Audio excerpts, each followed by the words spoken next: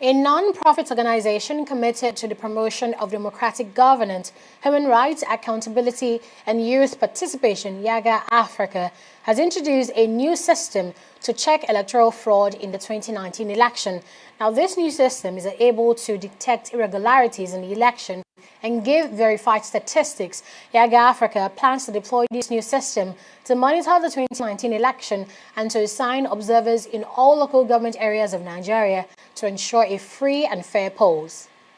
In Anambra, for instance, at the time we started observing, because we share different data on elections day, there is the first we share on from between once polls open, we always give our data on how many polling units are opened and INEC officials present and if the materials are deployed to those polling units.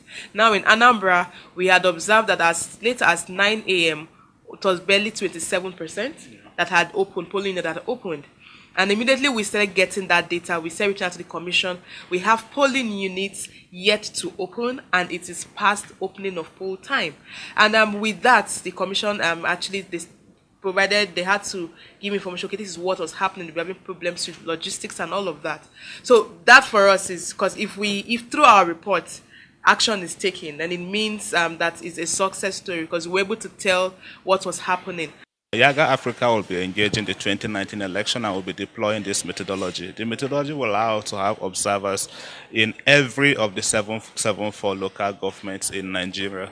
We are currently on the process of concluding the recruitment of these observers that we intend to train them on the methodology. They will be deployed to our sampled polling units, and then they observe the entire election process from the beginning of the election to the end of the election.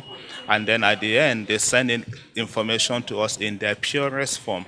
What the methodology will allow us to do is that if the process is fundamentally flawed, the methodology will detect it and will be able to tell the Nigerians where and how this process is flawed.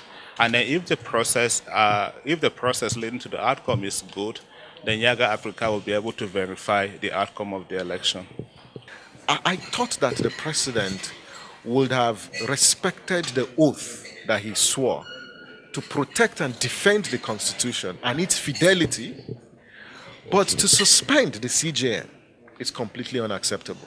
And every attempt to rationalize this action taken by the executive, by the president, I think is completely irresponsible and should not be tolerated in any way.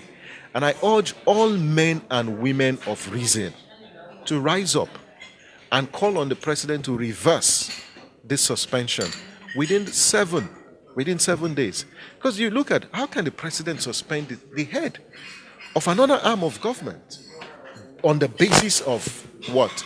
The basis of an order by the CCT, which was issued on the 23rd based on the stamp, the time stamp on the order. But the Court of Appeal also issued a judgment, an order on the 24th, asking the CCT to stay proceedings. So anyone who wants equity must come to equity with clean hands, must also do equity. But I think in this particular regard, beyond the optics and the fact that we are close to the election, I think it's completely condemnable and unacceptable.